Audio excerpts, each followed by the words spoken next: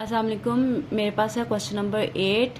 Question read करते हैं। Verify the competitive property of addition and multiplication of the following numbers. अब हमने इसको क्या करना है कि कॉम्पिटेटिव प्रूफ करना है प्रॉपर्टी के with addition and with multiplication. तो सबसे पहले हम लोग क्या करेंगे, पहले हम लोग एडिशन के अकॉर्डिंग चलेंगे।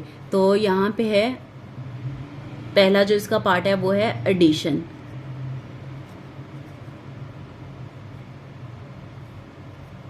एडिशन, अच्छा कॉम्पिटेटिव प्रॉपर्टी क्या होती है? कॉम्पिटेटिव प्रॉपर्टी होती है ए प्लस बी, यानी जो पहली वैल्यू है उसको प्लस किया जाए दूसरी वैल्यू के साथ, जो आंसर आएगा वो इक्वल होएगा बी प्लस ए के साथ। ठीक है, यानी उनको उल्ट करके प्लस करें तब भी उसका आंसर सेम ही आना चाहिए। तो अब हमने क्या करना है, इन दोनों पे यही प्रॉपर्टी यूज करेंगे और इसका आंसर निकालेंगे। यानी फॉर एग्जाम्पल अगर ये है तो ये इसको हम ए का नाम दे देते हैं और इसको हम बी का नाम दे देते हैं। ठीक है, तो यहाँ पे ए पहले पुट कर लेते हैं। 3/5 प्लस 7/3 इज इक्वल टू, यहाँ पे आएगा 7/3 प्लस 3/5। अब हमने इसके डिनोमिनेटर सेम कर लेने हैं। ठीक है, तो इसका डिनोमिनेटर सेम करेंगे तो यहाँ पे 3 5 15 आ जाएगा, तो यहाँ पे 3 ऊपर नीचे मल्टीप्लाई हो जाएगा और यहाँ पे मेरे पास जो मल्टीप्लाई होगा वो है 5 से मल्टीप्लाई मैं कर दूंगी ऊपर नीचे। अगेन इसी तरह यहाँ पे भी 5 से मल्टीप्लाई होगा, ऑपोजिट डिनोमिनेटर, और यहाँ पे 3 मल्टीप्लाई हो जाएगा। ठीक है, अब मैं इसको मल्टीप्लाई करती हूँ।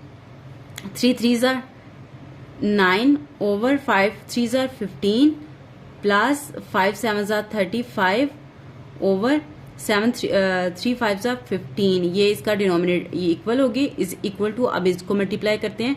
7 3 35 ओवर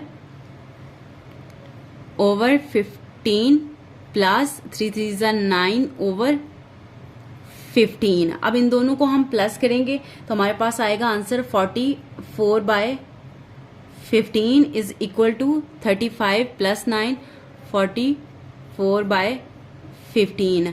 अब यहाँ पे देखें इन दोनों के आंसर जो है वो इक्वल आए हैं, तो ये हमारे पास क्या है, कॉम्पिटेटिव प्रॉपर्टी विद एडिशन है। ठीक है, इसी तरह हम इसी की भी फाइंड कर लेते हैं, बी पार्ट की भी फाइंड कर लेते हैं, फिर उसके बाद कॉम्पिटेटिव प्रॉपर्टी दोनों की इकट्ठी ही फाइंड करते हैं। तो यहाँ पे हमारे पास इसको हम लेट कर लेते हैं, ये 1 है, और इसको लेट कर लेते हैं, ये हमारे पास बी है। ठीक है, तो यहाँ पे आएगा हमारे पास 8/5 प्लस 7/7। ठीक है, इज इक्वल टू, यहाँ पे आएगा 7/7 प्लस 8/5 आ जाएगा। अब हमने इसके डिनोमिनेटर सेम कर लें, तो हम क्या करेंगे, ऑपोजिट डिनोमिनेटर से मल्टीप्लाई कर देंगे। ये 5 है तो इसके साथ 7 से ऊपर नीचे मल्टीप्लाई कर देते हैं, और ये 7 है तो यहाँ पे 5 से ऊपर नीचे मल्टीप्लाई कर देते हैं। अगेन इसी तरह यहाँ पे ये 7 है, इसके 5 के साथ मल्टीप्लाई कर देंगे, और ये 5 है तो यहाँ पे ऑपोजिट डिनोमिनेटर क्या है हमारे पास 7, तो 7 से मल्टीप्लाई कर देंगे। अब इसको मल्टीप्लाई कर लेते हैं हम लोग।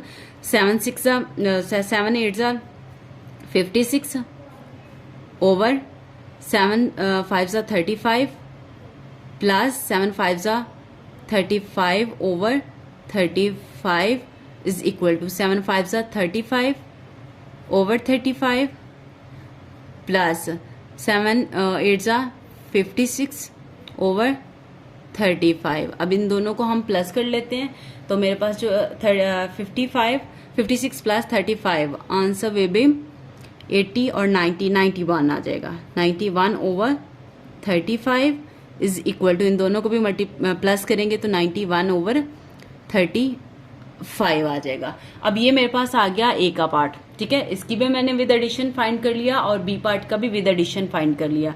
अब क्योंकि दोनों के आंसर जो है वो कॉम्पिटेटिव प्रॉपर्टी में विद एडिशन विद मल्टीप्लिकेशन आपके आंसर सेम आने चाहिए। इन दोनों का आंसर भी सेम आया, इन दोनों का आंसर भी सेम आया। ठीक है, तो ये हमारे पास पहली प्रॉपर्टी फुलफिल हो गई है। अब हम करेंगे मल्टीप्लिकेशन। ठीक है, मल्टीप्लिकेटिव प्रॉपर्टी हम फाइंड करेंगे, तो यहाँ पे लिख देते हैं मल्टीप्लिकेटिव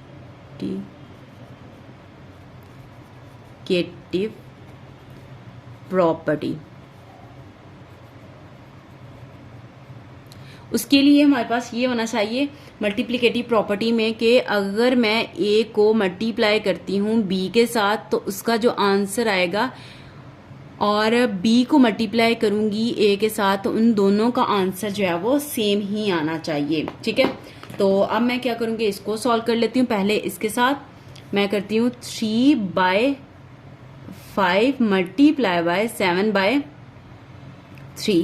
इज इक्वल टू, अब बी को, यानी पहले हमने ए को बी के साथ मल्टीप्लाई करना है, अब बी को ए के साथ, यानी 7/3 मल्टीप्लाई बाय 3/7 3/5 ये मेरे पास आ गया। अब इसको सॉल्व कर लेते हैं हम लोग। ये 3 और 3 आपस में कैंसिल हो जाएगा। हमारे पास क्या रहेगा, 3 1 3 3 1 3, तो यहाँ पे आएगा 7 1 7/5 इज इक्वल टू, अब ये 3 1 3 3 1 3 और मेरे पास क्या रह गया 7 1 7 और 5 1 5। अब ये देखिए मेरे पास कॉम्पिटिटिव प्रॉपर्टी जो है वो विद मल्टीप्लीकेशन वो सॉल्व हो गई है फर्स्ट पार्ट की। इसी तरह मैं इसका बी पार्ट करूंगी। बी पार्ट है मेरे पास 8/5 multiply by 7/7 is equal to 7/7, यानी अब ए को बी के साथ मल्टीप्लाई किया था, बी को ए के साथ मल्टीप्लाई करूंगी 8/5। तो अब यहाँ पे कोई कैंसिल नहीं हो रहा, तो अब इसको मैं डायरेक्ट मल्टीप्लाई करूंगी। 8 7 56 over 35 is equal to 7 8 56 over 35। अब यहाँ पे देखें मेरे पास एडिशन का आंसर भी सेम आया है, यानी ये देखें ये दोनों एडिशन का फर्स्ट पार्ट का सेम आया है और ये दूसरी प्रॉपर्टी थी मल्टीप्लिकेटिव प्रॉपर्टी, इनका दोनों का आंसर भी सेम आया। इसी तरह मैंने इनका भी प्रूव कर दिया। और ये होता है कि कॉम्पिटिटिव में आपके पास आंसर्स दोनों सूरतों में ए को बी से मल्टीप्लाई करें या बी को ए से मल्टीप्लाई करें, आंसर आपके पास सेम आने चाहिए। ठीक है, इसी तरह विद एडिशन में भी सेम है।